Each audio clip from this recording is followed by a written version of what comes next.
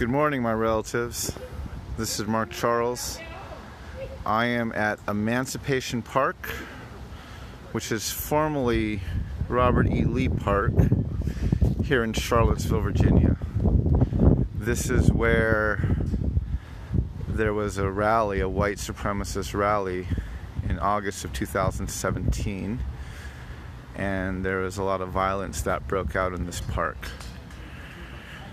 Last night I actually had the honor of speaking here in Charlottesville. I spoke at an event for what's called the Clergy Collective, a group of pastors, a very ecumenical gathering of pastors and leaders who are really trying to deal with the issue of white supremacy and racial violence and hate that is plaguing our country, not just recently, but has plagued our country for generations, going all the way back to the doctrine of discovery and the papal bulls of the 14 and 1500s. But I wanted to just do a short broadcast while I was here, just to acknowledge this place and to remember the violence and the people who were hurt and who experienced the violence, as well as the people who committed and caused the violence. We live in a time that is very challenging, and the tendency is to blame solely one group or solely another group. And one of the things I'm trying to do in the work that I'm doing is highlight that this is not just a purely partisan problem. Obviously, the Trump administration has a huge fault in this, and a huge place deserves a lot of the blame of exacerbating the tension and exacerbating and making explicit the hate and the fear and everything else. But white supremacy is really a bipartisan value, and it's something that we need to address on both sides of the aisle. I was highlighting this last night when I was talking about the doctrine of discovery and how it was referenced by the Supreme Court as recently as 2005. And in 2005, the Oneida Indian Nation had purchased some land in the state of New York, which was inside the city limits of the city of Sherrill, and they wanted to add these lands to their federal trust lands, which were not taxable. The city of Sherrill sued because they wanted their tax revenue, and they sued in district court, and they lost. The Oneida Nation prevailed, and so the city of Sherrill appealed to the Federal Court of Appeals, and the decision was upheld. So the Oneida Indian Nation prevailed again, and finally they appealed to the Supreme Court, and the Supreme Court overturned the case, and they ruled in favor of the city of Sherrill. And in their ruling, first of all, they placed the blame on the Oneida Indian Nation for waiting 200 years to bring this case before them legally. And second, they stated that since they had lost control of this land, it had been opened up to settlement, which is white settlement, and it had been purchased by numerous innocent purchasers, primarily white people. And again, that's implied. And so now they stated that because this land over the years has been converted from wilderness into a city like Sherrill, it is now much more valuable than it was when the Oneidas had claim to it.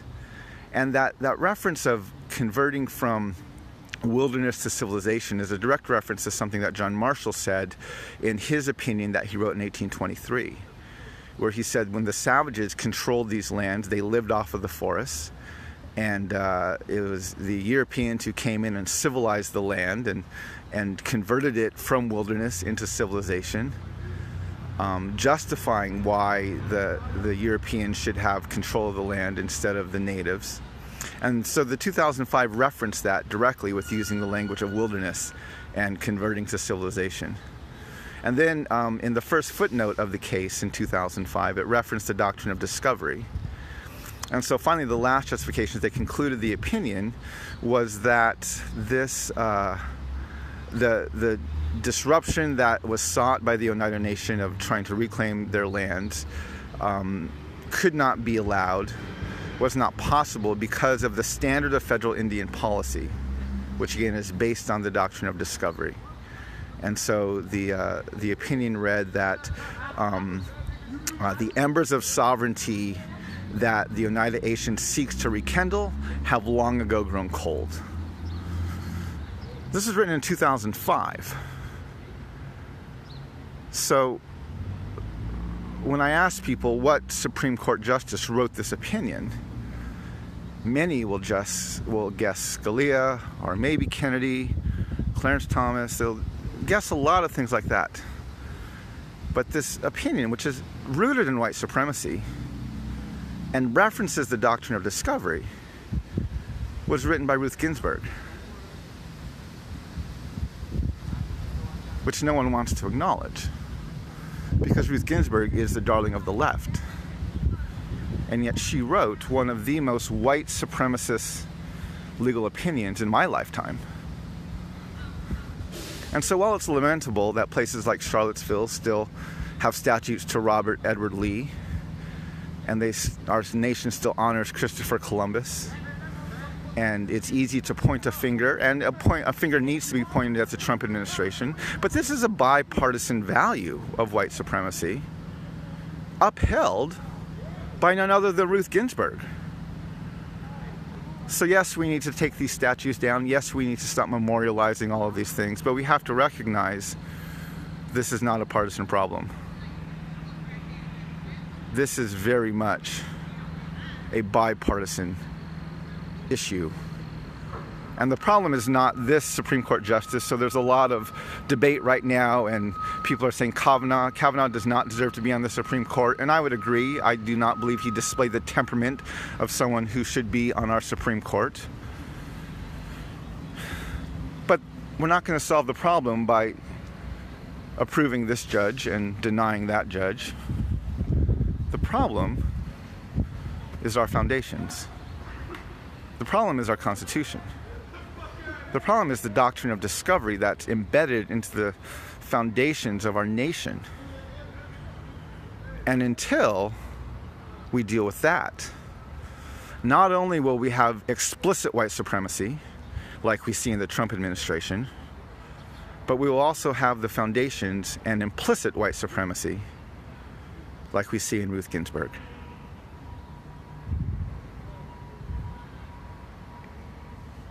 I am convinced the United States of America needs a national dialogue on race, gender, and class.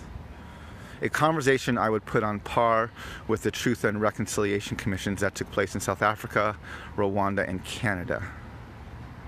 I would call ours Truth and Conciliation, because reconciliation implies a previous harmony, and racially that never existed here. Race was constructed for the purpose of oppressing and dividing in America.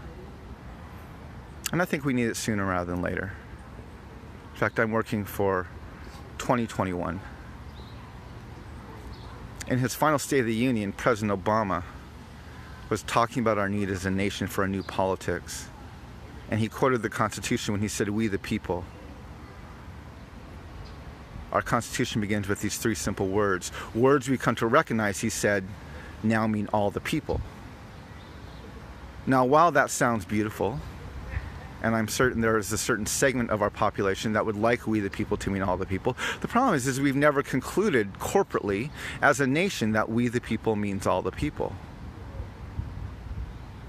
This is why not only we still honor Robert E. Lee, this is why we still not only honor Columbus as the discoverer of America, but this is also why we celebrate Independence Day, which the Declaration refers to natives as merciless Indian savages. And this is why a large portion of our country hails as a hero Ruth Ginsburg, and I do not deny she has done a lot for the rights of women in this country, and a lot of work needs to be done for women, but she also has written one of the most white supremacist legal arguments in my lifetime. So we need to make a decision. Do we want to be a nation where we the people means all the people? Or do we just want to stop being explicitly white supremacist? The Trump administration can easily be voted out of office, and I won't be surprised if that happens starting in the midterm elections. But that's not the root of the problem. Yes, we can vote Trump and the GOP out of office, but that does not mean we've gotten rid of our roots of white supremacy. We need a much deeper dialogue. We need a much deeper conversation. And we need much more systemic change than simply a change in administration.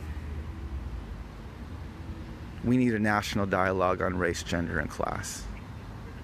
We need a conversation that extends down to our very foundations. And that's what I'm working on, my relatives.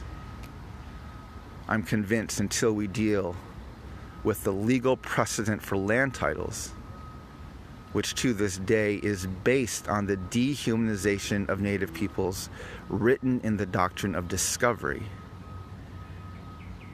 Until we deal with that, things are not going to change.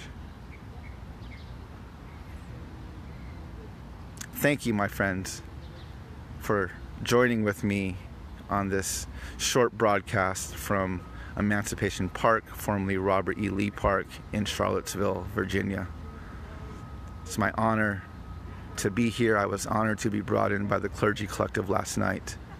I am currently traveling the country speaking on the doctrine of discovery. I'm recording most of my lectures and will be putting them up both as audio and hopefully as video files on my website as well as on my YouTube channel.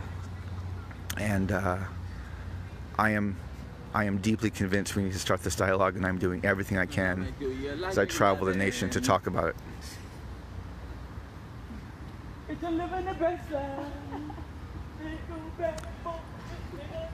Thank you, my relatives. Walk in beauty.